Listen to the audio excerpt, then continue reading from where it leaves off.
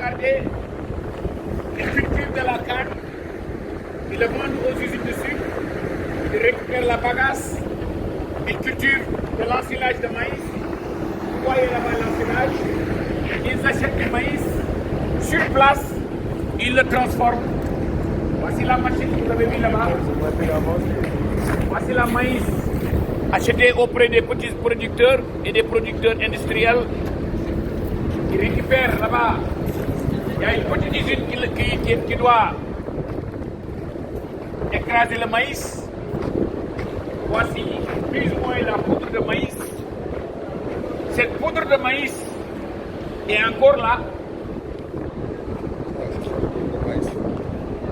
Voici la poudre de maïs que l'on va maintenant mixer avec des tourteaux d'arachide. Vous voyez ici le maïs. Ça, c'est de la poudre de maïs. Docteur, voici la poudre de maïs qu'on devra encore mixer avec les tourteaux d'arachide. Le maïs, on sait en faire. Au passage, nous remercions et nous félicitons Madame Nima Diakité pour l'excellent travail qu'elle est en train de faire. Maintenant, cette poudre de maïs est mixée avec des tourteaux d'arachide. Le Sénégal est mondialement connu. On est en mesure de cultiver l'arachide. Mais nous devons la transformer. Nous devons la transformer pour créer des emplois. Regardez, voici le tourteau d'arachide. Cette année, le directeur de la Sonacos et ses équipes ont fait un excellent boulot. On a transformé une très bonne partie de la production locale. Ces tourteaux d'arachide est un grand intrant pour l'alimentation du bétail. Au-delà de nous faire du bon ninal. Donc vous voyez, donc toute cette production agro-industrielle qui nous permet de créer des emplois avec l'agriculture et l'élevage. Arona, qu'est-ce que vous dites de tout cela? Oui, monsieur le ministre, vraiment, ça c'est un pays organisé. Organisé, ça, c'est pas compliqué. Pas du tout. Rien n'est compliqué ici. Absolument rien n'est compliqué. C'est un problème de volonté. Déterminé. C'est pas compliqué.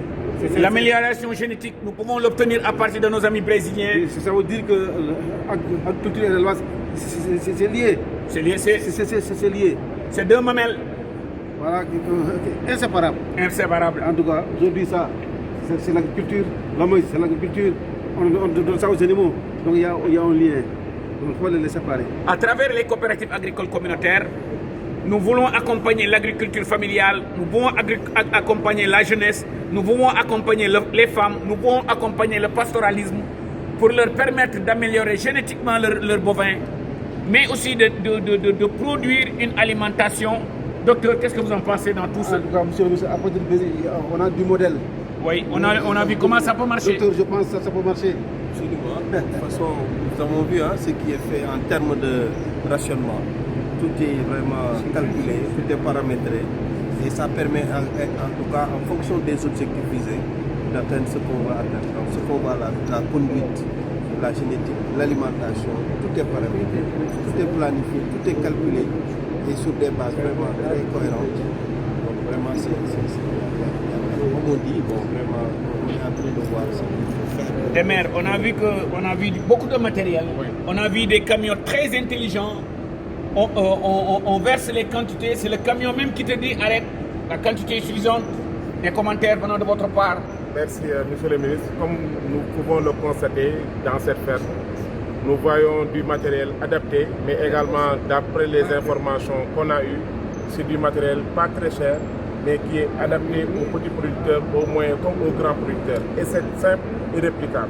Je pense que nous sommes venus à la bonne école et puis nous allons faire de notre mieux pour transférer toute cette technologie au Sénégal pour moderniser et développer notre agriculture. Maintenant, directeur, je crois que vous êtes en train de lancer un nouveau concept qui s'appelle Hello-Tracteur. Nous venons d'entendre un tracteur qui a duré 25 ans. Au lieu de donner des tracteurs à des individus, vous êtes en train d'innover en innovant. Qu'est-ce que vous pouvez nous parler encore de Hello-Tracteur? Pourquoi Hello-Tracteur? Merci, monsieur le ministre. Hello-Tracteur est une innovation pour le ministère de l'Agriculture, de l'élevage, de la souveraineté alimentaire et de l'élevage au Sénégal. On l'a testé dans certains pays en Afrique tels que le Maroc, le Kenya, l'Algérie et autres pays.